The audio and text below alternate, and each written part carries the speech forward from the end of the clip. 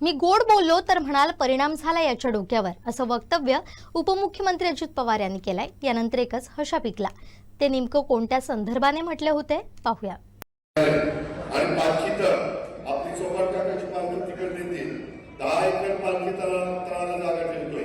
इथं पालखी तर ही जागा आरक्षण पालखी तळ म्हणजे आज नाही उद्या काही वर्षांनी पालखी तळाच्या जागा जर दुसऱ्या कामाकरता गेल्या तर आपल्या वारकऱ्यांनी थांबायचं कुठं? इमारती झाल्या तर। आणि म्हणून जे सांगितलं त्याची 50 वर्ष डोळ्यासमोर ठेवून आपल्याला केलेलं माझं स्वप्न आहे, माझी इच्छा आहे। मी माझ्या सभेत पण सांगितलं होतं की उद्याच्या 5 वर्षांनी नगरपंचायतीची निवडणूक पुन्हा येईल, त्यावेळेस महाराष्ट्रात जेवढ्या नगरपंचायती आहेत त्याच्यात नंबर 1 ची नगरपंचायत माळेगावची करायची। पण त्याकरता स्थानिक धर्मात बदलची स्थानिक माळेगावकरांनी साथ दिली पाहिजे। गटातटाचं खालची पावती वरची पावती, या बेटातला त्या बेटातला, लाख्याच्या घरातला मागण्याच्या घरातला, हे सगळं जरा डोक्यातून काढायचं।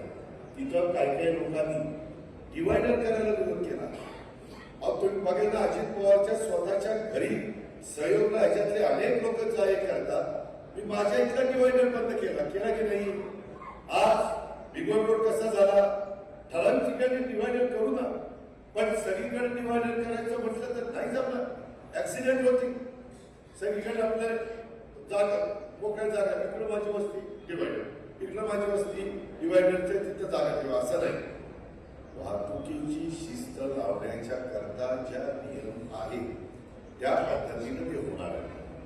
विद्यार्थ्यांनी रात्री आईला भेटायला गेलो होतो, काल संक्रांत होती।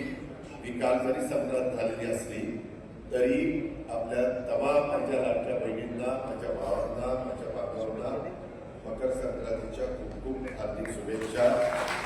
गोड बोला, तुम्ही गोड बोला, मी माझ्यासाठी कारण मी गोड बोलायला तुम्हाला परिणाम झाला काय त्याला बिघडले, काहीतरी आज बिघडले किंवा काम तरी होणार नाही। गोड बोलतो म्हणजे आपल्याला वाटेल लावतो, गमतीचा भाग लावला। पण मित्रांनो, आपण प्रत्येकाचे सण एकमेकांचे आनंदाने साजरे करत असतो आणि त्या पद्धतीनं वेगवेगळ्या कामाच्या लाडक्या बहिणी